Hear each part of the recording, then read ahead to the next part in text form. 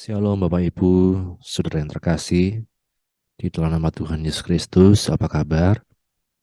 Puji nama Tuhan, di sore hari ini kita dapat kembali berjumpa secara online dalam belajar bareng Tabernakel. Mari sebelum kita belajar lebih lanjut dari firman Tuhan, kita sama-sama berdoa. Bapa, kami bersyukur untuk kesempatan yang Kau beri pada kami di sore hari ini, untuk kami dapat belajar dari firman-Mu. Bukalah hati kami, pikiran kami, dan mampukan kami ya Roh Kudus untuk menjadi pelaku-pelaku firman-Mu. Kami bersyukur di dalam nama Tuhan Yesus kami berdoa. Amin. Puji Tuhan, Bapak Ibu Saudara sekalian, kita akan melanjutkan pembelajaran kita tentang tabernakel. Kita sudah sampai di episode yang ke-25 atau seri yang ke-25. Kembali terus saya ingatkan bahwa tabernakel ini dapat menjadi satu panduan dalam kita mengiring Tuhan. Memang ketika ditafsirkan bisa memiliki arti macam-macam, tetapi kita melihat ini merupakan satu panduan umum di mana seperti di tabernakel ini terdiri dari 3 bagian.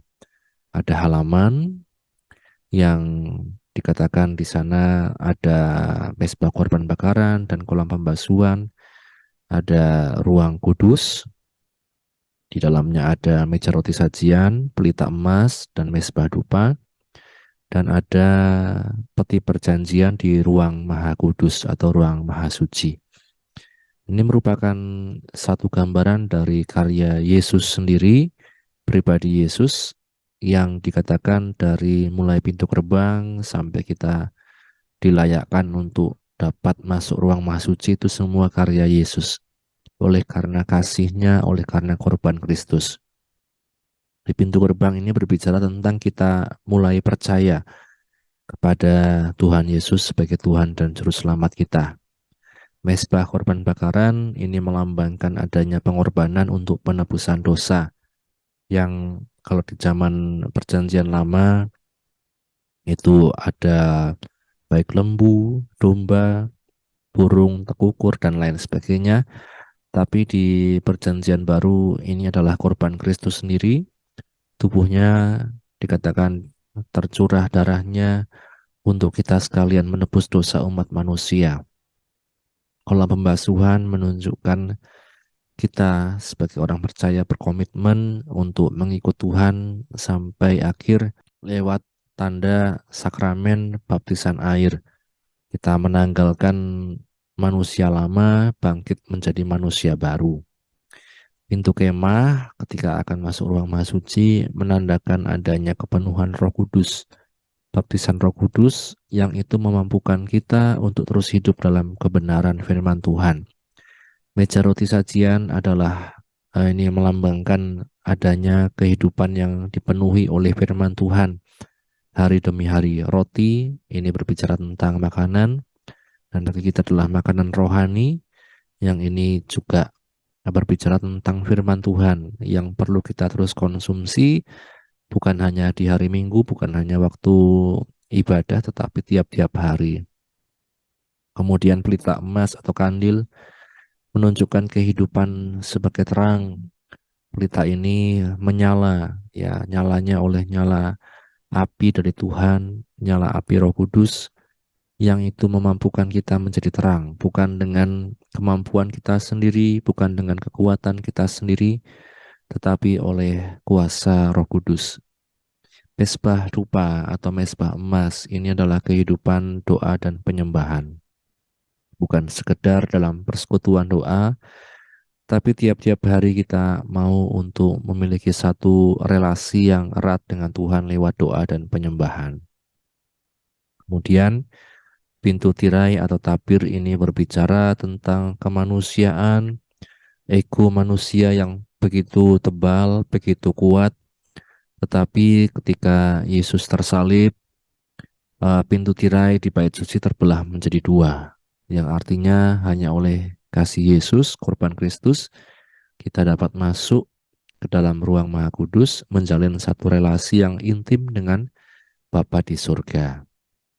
Nah, ini Bapak Ibu Saudara sekalian, gambaran umum kita sebagai orang percaya artinya mari terus kita tidak hanya ke gereja, tidak hanya hari Minggu kita saatnya ibadah ya ibadah, tetapi dalam kehidupan pribadi kita pun kita mau untuk melihat ya kita sudah sampai di mana. Bukan dalam arti kemudian kita sombong, merasa suci, merasa lebih hebat, tetapi kita mau terus untuk di-upgrade ya, terus berkembang di dalam Tuhan kita.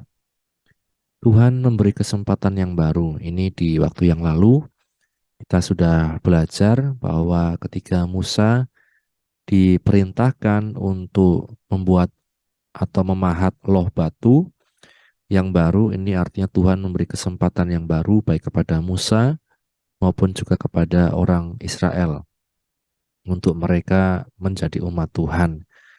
Setelah apa? Setelah peristiwa patung anak lembu emas di mana Musa sangat marah, kemudian loh batu itu dipecahkan, dilempar sampai terpecah. Nah, Bapak Ibu Saudara sekalian, ini yang terjadi ya. Setelah peristiwa patung anak lembu emas, Musa diminta naik kembali ke Gunung Sinai selama 40 hari 40 malam. Sebelum naik, Tuhan sudah perintahkan, Musa pahatlah dua loh batu yang baru, sehingga aku akan menuliskan hukumku, ya kembali hukum yang sama yang sudah pernah ditulis di loh batu yang lama. Dan dalam kasihnya Tuhan juga memberi kesempatan kepada manusia berdosa, termasuk kepada saya dan Bapak Ibu saudara sekalian, untuk berjalan di dalam kebenarannya. Jadi kita percaya bahwa oleh karena korban Kristus, oleh anugerahnya, kita dimampukan untuk berjalan dalam kebenarannya. Berat orang itu kalau dulu hidup hanya semau sendiri, sekarang hidup mau untuk menurut pada Tuhan, diatur oleh Tuhan, mengikuti jalan Tuhan.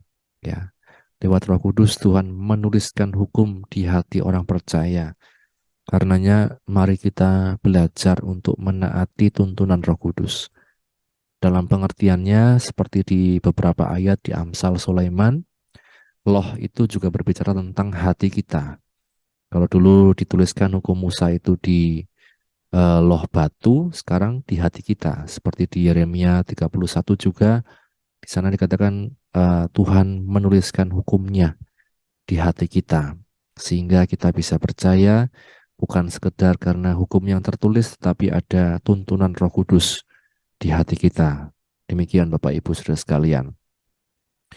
Dan sore hari ini kita kembali meneruskan ya tema yang sama, Tuhan memberi kesempatan yang baru. Ya, ketika Tuhan memberi kesempatan yang baru dalam hidup kita, kehidupan orang berdosa, apa respon kita saat diberi kesempatan yang baru tersebut? Apakah kita menerima atau justru menolak? Ya, jangan sampai kita menolak kesempatan yang Tuhan sudah berikan. Misalnya, kita hidup ya dulu semau sendiri, dulu sekehendak hati sendiri, kemudian Tuhan menuntun kita, bahkan mungkin menegur lewat firman-Nya, menegur juga lewat kejadian-kejadian yang kita alami. Apakah kita akan kemudian menganggap Tuhan itu jahat, menganggap Tuhan itu tidak baik, sehingga kita tolak kesempatan yang dari Tuhan?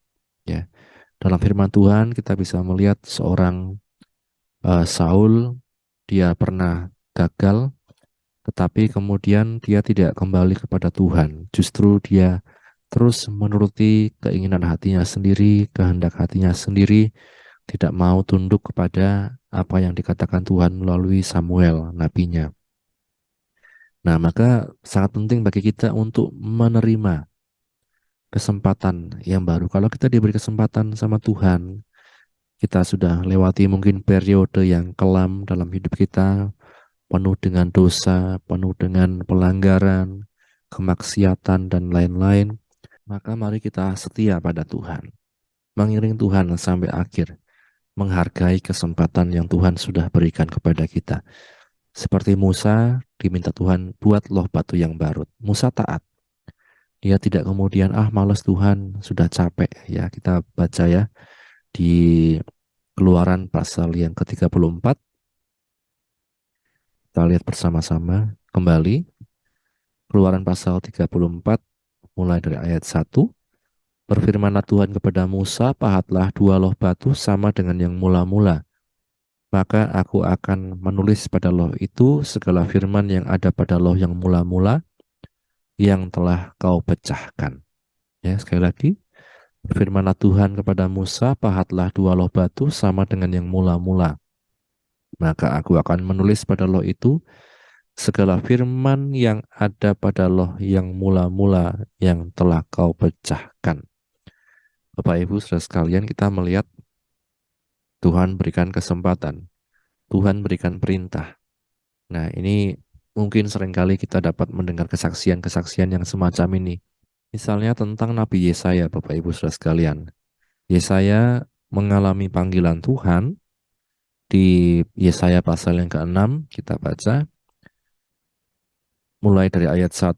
Dalam tahun matinya Raja Uzia, aku melihat Tuhan duduk di atas tahta yang tinggi dan menjulang, dan ujung jubahnya memenuhi bait suci. Para serafim berdiri di sebelah atasnya, masing-masing mempunyai 6 sayap. 2 sayap dipakai untuk menutupi muka mereka, 2 sayap dipakai untuk menutupi kaki mereka, dan 2 sayap dipakai untuk melayang-layang.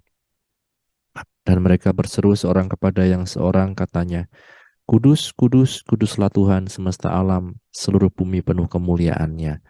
Maka bergoyanglah alas ambang pintu disebabkan suara orang yang berseru itu, dan rumah itu pun penuhlah dengan asap. Lalu kataku, celakalah aku binasa, sebab aku ini seorang yang najis bibir, dan aku tinggal di tengah-tengah bangsa yang najis bibir. Namun mataku telah melihat Sang Raja, yakni Tuhan semesta alam. Tapi seorang daripada serafim itu terbang mendapatkan dia, di tangannya ada bara yang diambilnya dengan sepit dari atas mezbah. Ia menyentuhkannya kepada mulutku serta berkata, Lihat, ini telah menyentuh bibirmu, maka kesalahanmu telah dihapus dan dosamu telah diampuni. Lalu aku mendengar suara Tuhan berkata, Siapakah yang akan kuutus dan siapakah yang mau pergi untuk aku? Maka sahutku, ini aku, utuslah aku. Kemudian firman-Nya, Pergilah dan katakanlah kepada bangsa ini, dengarlah sungguh-sungguh, tetapi mengerti jangan, lihatlah sungguh-sungguh, tetapi menangkap jangan. Ya, kita melihat ini merupakan panggilan Tuhan kepada Nabi Yesaya. Diberikan penglihatan, kemudian ada malaikat ya, seorang daripada serafim itu terbang mendapatkan aku, di tangannya ada bara, diambilnya dengan sepit dari atas mezbah. Ia menyentuhkannya kepada mulutku serta berkata, Lihat, ini menyentuh bibirmu, maka kesalahanmu telah dihapus dan dosamu telah diampuni. Saya bergumul dengan masalah mulutnya. Seorang yang dikatakan najis bibir dan tinggal di tengah bangsa yang najis bibir. Tetapi Tuhan dikatakan memulihkan. Tuhan memberi kesempatan yang baru. Dengan cara apa? Ada bara di tangan seorang serafim, diambilnya bara dengan sepit dari atas mezbah, disentuhkannya pada mulut Yesaya serta berkata, Lihat, ini telah menyentuh mulutmu ya. Lihat, ini telah menyentuh bibirmu, maka kesalahanmu telah dihapus dan dosamu telah diampuni. Selanjutnya ada panggilan Tuhan. Lalu aku mendengar suara Tuhan berkata, Siapa yang akan kuutus dan siapa yang mau pergi untuk aku, maka saatku, ini aku, utuslah aku. Jadi Bapak Ibu Saudara sekalian, kita melihat panggilan Tuhan kepada Nabi Yesaya. Kalau kita lihat strukturnya, ini agak unik karena panggilan Tuhan ini tidak terjadi di pasal 1, 2, 3, 4, 5, tetapi justru di pasal yang ke-6. Artinya beberapa penafsir juga mengatakan bahwa sebenarnya Yesaya sudah pernah dipanggil, kemudian dia sudah memberitakan firman Tuhan, tetapi kemudian dia terjebak di satu situasi di mana kemudian dia dikelilingi orang-orang yang najis bibir, sehingga dia pun dikatakan ikut-ikut najis bibir, ya, mengatakan hal-hal yang tidak sesuai firman Tuhan dan lain sebagainya. Dan kemudian di pasal 6 Tuhan berikan lagi kesempatan yang baru kepada Nabi Yesaya. Lihat, siapa yang akan kuutus, maka Yesaya katakan, ini aku, utuslah aku. Bapak Ibu Saudara sekalian, kita melihat Tuhan memberikan kesempatan kepada kita pun, kesempatan-kesempatan.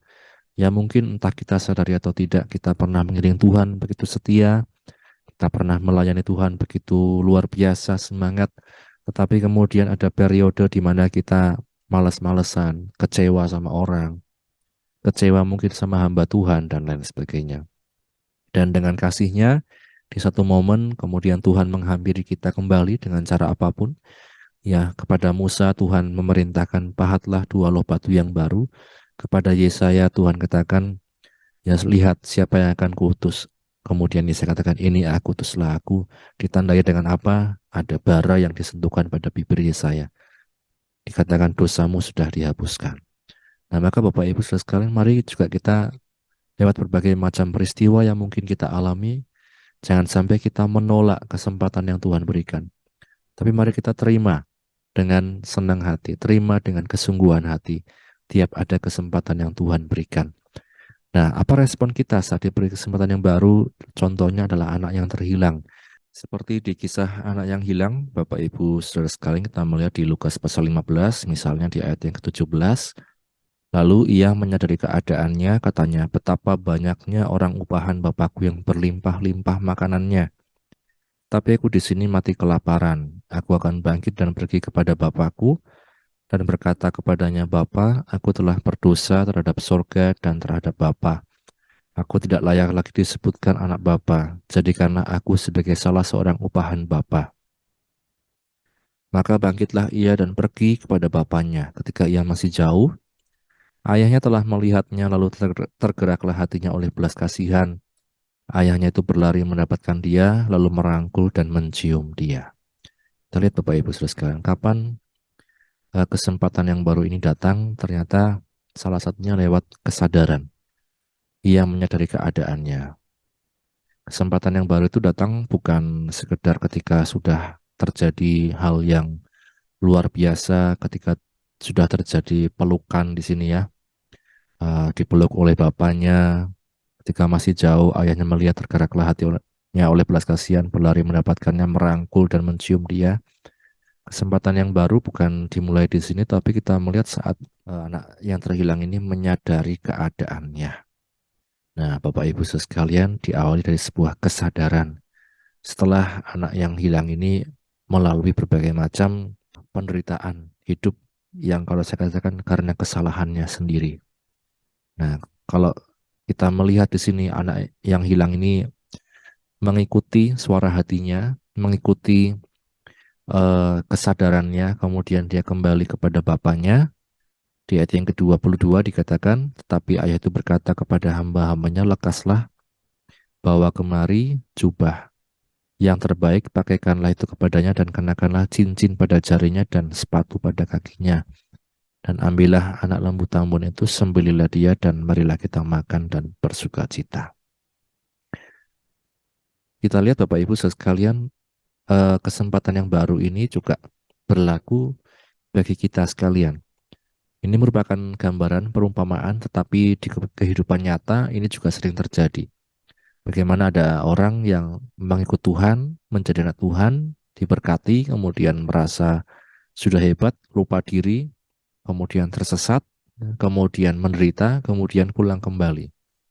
Dan dikatakan di ayat yang ke-24, anakku ini telah mati dan hidup kembali, ia hilang dan dapat kembali, maka mulailah mereka bersukaria. Ini Bapak Ibu, dianggap mati, sudah mati, kemudian hidup kembali.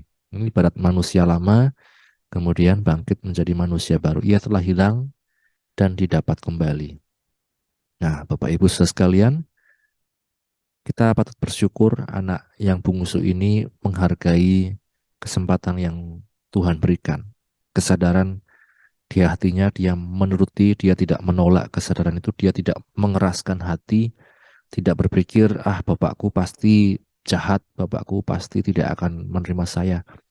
Tapi dia berpikir dengan baik, positif, dia menyadari keadaannya, dia kembali kepada bapaknya, dan bapaknya pun menyambut dengan sukacita, bahkan dipulihkan keadaannya, dipakaikan baju, jubah yang terbaik, cincin, dan sebagainya.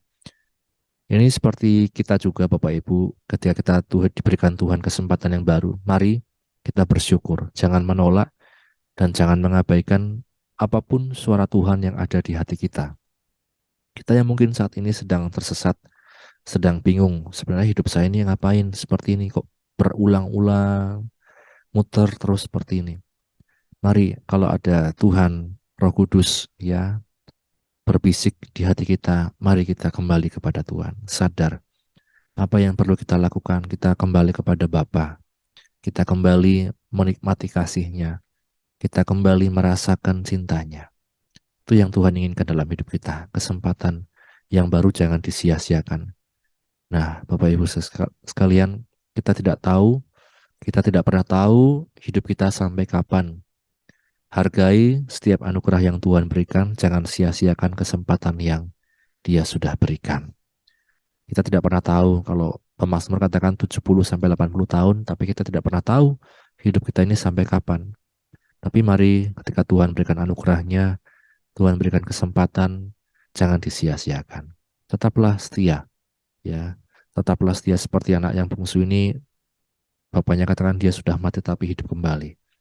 Yang lama, kalau orang katakan biarlah berlalu. Tapi mari di kesempatan yang baru ini kita mau terus berbuat kepada Tuhan, setia pada Tuhan, sampai pada akhirnya bahkan kita mau terus memberitakan Injil, kebenaran firman Tuhan, agar orang-orang lain pun mendengarnya dan mereka mendapat kesempatan yang baru dari Tuhan. Sama-sama kita berdoa. Bapa Surgawi, terima kasih untuk kasih-Mu yang selalu baru pada kami. Bahkan kesempatan yang baru yang Kau berikan pada kami, biarlah kami bersyukur dan biarlah kami menerimanya, biarlah kami menghargainya. Berkatilah anak-anak-Mu yang sudah mendengar firman-Mu dimanapun mereka berada. Baik dalam pergumulan apapun, kiranya Engkau yang menolong ya Tuhan, dan Engkau yang memampukan kami terus hidup dalam kasih dan anugerah-Mu, dan mampukan kami juga untuk mewartakan kasih-Mu Tuhan, memberitakan anugerah-Mu kepada mereka yang membutuhkan. Kami bersyukur kami sudah terima firman-Mu, dan hanya di dalam nama Tuhan Yesus kami berdoa, haleluya. Amin. Puji nama Tuhan, Tuhan Yesus memberkati kita sekalian. Amin.